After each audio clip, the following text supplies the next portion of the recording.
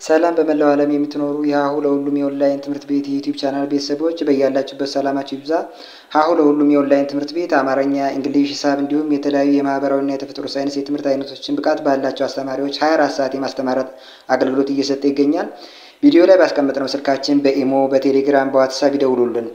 በተመቻችሁ ሰዓት የምትፈልጉትን የትምህርት አይነት እናስተምራለን። ሰላም እንዴት ናችሁ? የሀሁ ለሁሉም የዩቲዩብ ቻናል ቤተሰቦች በዛሬው ዝግጅታችን በቀ ፊደል ወይም በቀ የሰባቱን ቤተሰቦች በእያንዳንዳቸው ሶስት ቃላትን መስርተን እነዚህን ቃላት እንዴት እንደምታነቡ እና እንዴት ቃላትን በፊደላት መመስረት እንደምትችሉ የሚያስችላችሁ ወይም ለእውቀት ልታገኙበት የምትችሉትን ነገር ይዘንላችሁ መጥተናል።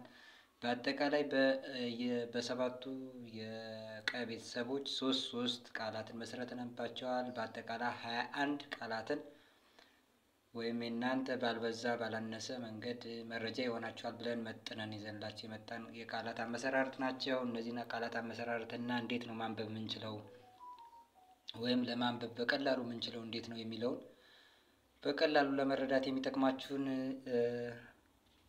ዝግጅት አዘጋጅተን በቪዲዮ ይዘንላችሁ መጥተናል። እስከመጨረሻው ተከታተሉን። ቤተሰብ ያልሆናችሁ ቤተሰብ ሁኑ። ሰብስክራይብ፣ ላይክ፣ ሼር እያደረጋችሁ አበረታቱን።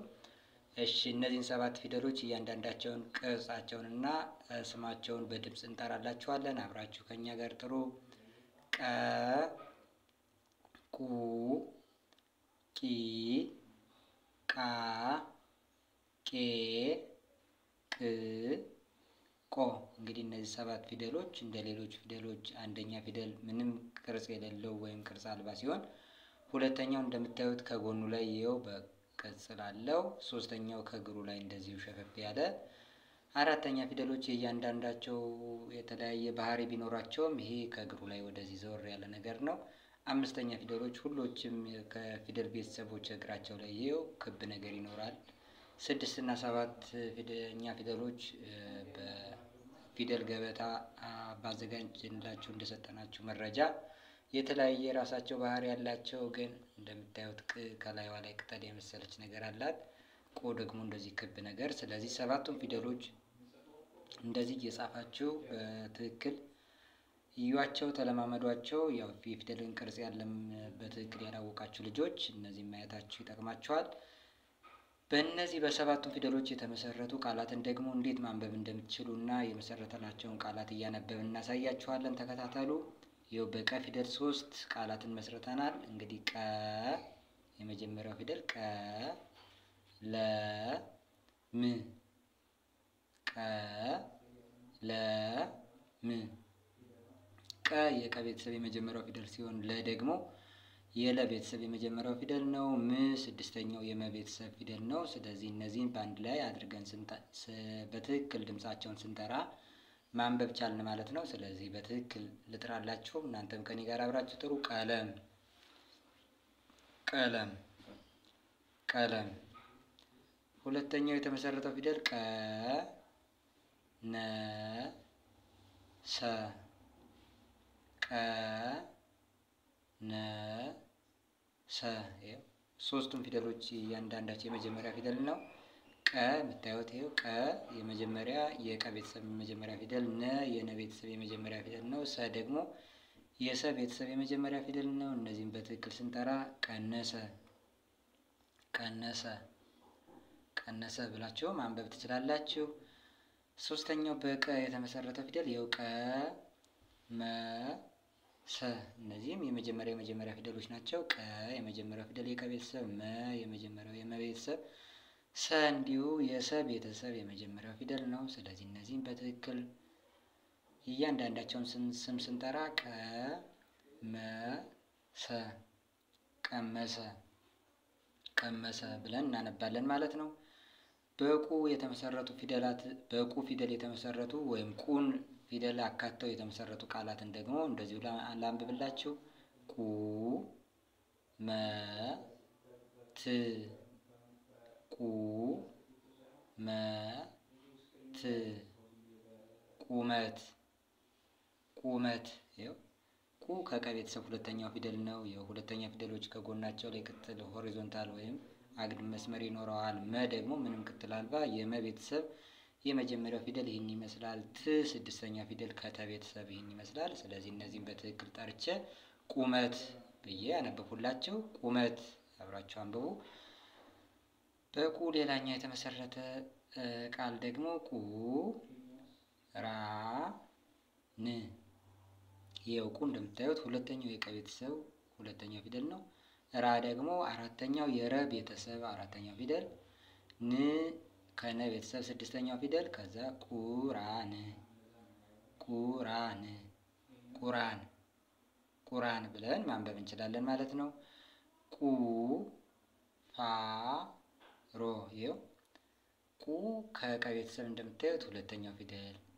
ፋ ደግሞ ከፈ ቤተሰብ አራተኛው ፊደል። ፈ ፉ ፊ ፋ። ሮ ደግሞ ሰባተኛው የረ ቤተሰብ ፊደል ወይም ሰባተኛው የረ ቤተሰብ ፊደል ነው። ስለዚህ እያንዳንዳቸውን በትክክል ስማቸውን ስንጠራ ቁፋሮ ምን ይላል? ቁፋሮ ቁፋሮ። ስለዚህ ቁፋሮ ብለን አነበብን ማለት ነው። በሶስተኛው የቀ ቤተሰብ ቂ ደግሞ እንደዚሁ ሶስት ፊደሎችን ለምሳሌ ያህል መሰረተንላችኋል። እናንተ ብዙ ቃላትን እየመሰረታችሁ ሶስት ቃላትን መሰረተንላችኋል። እናንተ ብዙ ቃላትን እየመሰረታችሁ ተለማመዱ። እነዚህን ደግሞ ለመለማመድ ያመቻችሁ ዘንድ በትክክል ከኔ ጋር ተከታተሉ። ቂ መ ኛ ቂ መ ኛ። ይኸው ቂ ሶስተኛው ፊደል ከቀ ቤተሰብ ነው። መ የመ ቤተሰብ የመጀመሪያው ፊደል። ኛ ደግሞ አራተኛው ፊደል የኘ ቤተሰብ ኘ ኙ ኚ ኛ። ይኸው አራተኛው ላይ ኛ የሚባለው ይህን የመሰለ ቅርጽ አለው። ስለዚህ እነዚህን በትክክል ስንጠራ ቂመኛ ቂመኛ ብለን እንጠራለን ማለት ነው። ሌላው በቂ የተመሰረተው ቃል ደግሞ ቂ ር ቆ ስ። ይኸው ቂ እንደምታዩት ሶስተኛው ፊደል ይህን ይመስላል። ር ከረ ቤተሰብ ስድስተኛው ፊደል ይህን ነው የሚመስለው። ቆ ደግሞ ከቀ ቤተሰብ የመጨረሻው ይኸው ይህን ማለት ነው ቆ። ከዚያ ስ ደግሞ ከሰ ቤተሰብ ስድስተኛዋ ፊደል ይችን ትመስላለች ከአናቷ ዘንበል ያለች። ስለዚህ እነዚህን ስማቸውን በትክክል ጠርቼ ሳገጣጥማቸው በትክክል አነባዋለሁ ማለት ነው። እኔ በትክክል ልጥራ። ስለዚህ ቂ ር ቆ ስ ቂርቆስ ቂርቆስ ቂርቆስ ብዬ ያነበብኩት ማለት ነው። ከዚያ በቂ ደግሞ ሌላኛው የተመሰረተ ቃል ደግሞ ቂ ጣ። ይኸው ቂ ሶስተኛው ፊደል ከቀ ቤተሰብ። እዚያ ጣ ደግሞ ከጠ ቤተሰብ አራተኛው ፊደል። ጠ ጡ ጢ ጣ ጣ ጣ ስትደርሱ ይችን የመሰለች ቅርጽ ያላት ፊደል ታውቃላችሁ ማለት ነው። ስለዚህ እነዚህን እያንዳንዳቸውን ስም ወይም የፊደላትን ስም በትክክል ስጠራ አነባዋለሁ። ቂጣ ቂጣ ቂጣ። ከኔ ጋር እየደጋገማችሁ አብራችሁ እየጠራችሁ ከሆነ በትክክል ማንበብ ትችላላችሁ ማለት ነው። ወደ ቀጣዩ የቀ ቤተሰብ እንለፍ። ስለዚህ በቀጣዩ የቀ ቤተሰብ ደግሞ ቃ አራተኛው ፊደል ይህን ይመስላል ቅርጹ። በዚህም እንደዚሁ ሶስት ቃላትን መስርቼበታለሁ። እነዚህ ቃላት ይኸው ቃ ሪ ያ ቃ ሪ ያ። ይኸው ቃሪያ ቃሪያ። ይኸው ቃ አራተኛው ፊደል፣ ሪ ሶስተኛው ፊደል ከረ ቤተሰብ፣ ያ የዩይ ያ አራተኛው የየ ቤተሰብ ያ። ስለዚህ ይህንን በትክክል ስጠራው ቃሪያ ቃሪያ ብለን ማንበብ እንችላለን ማለት ነው። ሌላው በቃ የተመሰረተው ቃ ጠ ሎ። ይኸው ቃ አራተኛው የቀ ቤተሰብ ነው እንደምታዩት። ጠ ደግሞ የጠ ቤተሰብ የመጀመሪያዋ ፊደል ቅጥል የሌላት ሌላ ቅጥል ያልተጨመረባት ጠ ይህችን ትመስላለች። ከዚያ ሎ ከለ ቤተሰብ የመጨረሻው ወይም ሰባተኛው ፊደል ሎ ይህን የሚመስል ቅርጽ አለ። ከዚያ እነዚህን እያንዳንዳቸውን ፊደሎች በትክክል ስጠራ ማንበብ እችላለሁ ማለት ነው። ቃጠሎ ቃጠሎ ቃጠሎ ቃጠሎ ብላችሁ ማንበብ ትችላላችሁ። ሌላው በቃ የተመሰረተው ቃ መ። አራተኛው የቀ ቤተሰብ እና መ ደግሞ የመ ቤተሰብ የመጀመሪያውን ፊደል በአንድ ላይ አድርጌ ሳነበው ቃመ የሚል ቃል ማንበብ ቻልኩ ወይም ተመሰረተ ማለት ነው። አምስተኛው የቀ ቤተሰብ ቄ ከእግሩ ላይ ቀለበት አለው። እንግዲህ እንደ ሌሎቹ ፊደሎች ይህም ተመሳሳይ ቅርጽ ይኖረዋል ማለት ነው። አምስተኛ ፊደሎች ሌሎቹም ቢሆን ከእግራቸው ላይ ከመጀመሪያው ከነበረ ቅርጻቸው ከእግራቸው ላይ ቀለበት ይኖራቸዋል ማለት ነው። ይህም ቀ እንደነዚሁ የራሱ እንደ ሌሎቹ ፊደሎች ከእግሩ ላይ ቀለበት ያለው ፊደል ነው። በዚህ ፊደል የተመሰረቱ ቃላትን እንደዚሁ እናንብብ። ቄ ሳ ር። ቄ አምስተኛ ፊደል፣ ሳ አራተኛ ፊደል ከሰ ቤተሰብ፣ ር ደግሞ ስድስተኛው የረ ቤተሰብ ፊደል ነው። እነዚህም በትክክል ስንጠራ ቄሳር ቄሳር ቄሳር ብለን ማንበብ ቻልን ማለት ነው። ባ ከበ ቤተሰብ አራተኛው ፊደል ባ፣ በቡ ቢ ባ ስቆጥሩ ያው አራተኛው ላይ ይህ ፊደል አለ ማለት ነው።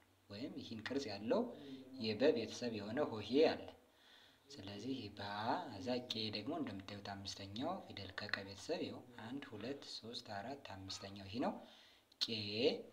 ከዛ ላ አራተኛው የለ ቤተሰብ ደግሞ ይህን የሚመስል ቅርጽ አለው። ከዛ እነዚህም በትክክል ስንጠራ ባቄላ ባቄላ ባቄላ ብለን እናነባለን ማለት ነው።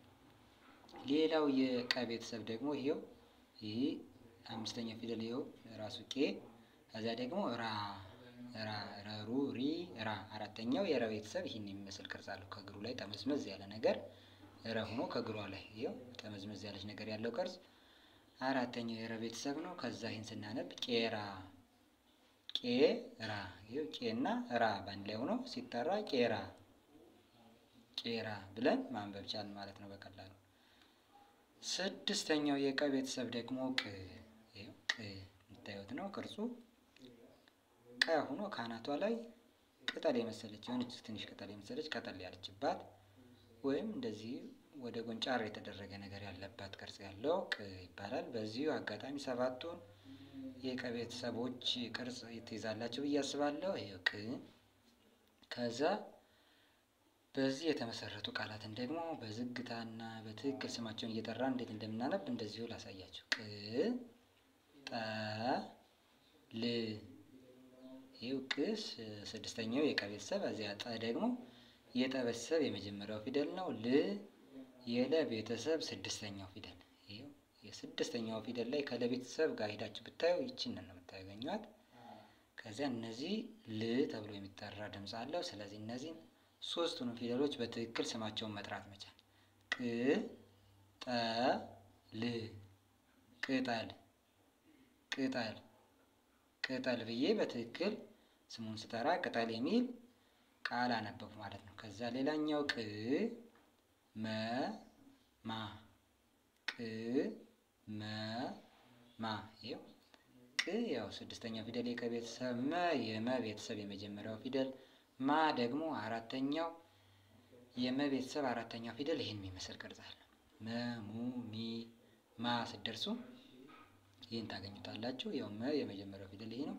ከዛ እነዚህን እያንዳንዳቸውን መጥራት ቅመማ ቅመማ ቅመማ ቅመማ ብላችሁ ማንበብ ትችላላችሁ ወይም እናነባለን ማለት ነው። ሌላው ቅ ይኸው በቅ ን ቅ ያው ስድስተኛው ፊደል የነ ቤተሰብ የሚመስል ቅርጽ አለው። እዚያ ን ደግሞ የነ ቤተሰብ ስድስተኛው ፊደል። ከዛ እነዚህም በትክክል ስንጠራ ቅን ቅን ቅን ቅን ብለን እናነባለን ማለት ነው። ሰባተኛው የቀ ቤተሰብ ቆ የምታዩት ካናቱ ላይ እንደዚህ ክብ ያለበት ቀ ተመስርቶ ከዚያ ካናቱ ላይ ክብ ያለው ፊደል ነው። ከዚያ በዚህ ፊደል ደግሞ የተመሰረቱ ቃላት እንደዚሁ ላንብብላችሁ። ቆ ረ ጠ ቆ ሰባተኛው የቀ ቤተሰብ፣ ረ የረ ቤተሰብ የመጀመሪያው ፊደል፣ ጠ ደግሞ የጠ ቤተሰብ የመጀመሪያው ፊደል ነው። ስለዚህ እነዚህም በትክክል ስናነባቸው ቆረጠ ቆረጠ ቆረጠ ብለን ማንበብ እንችላለን ማለት ነው።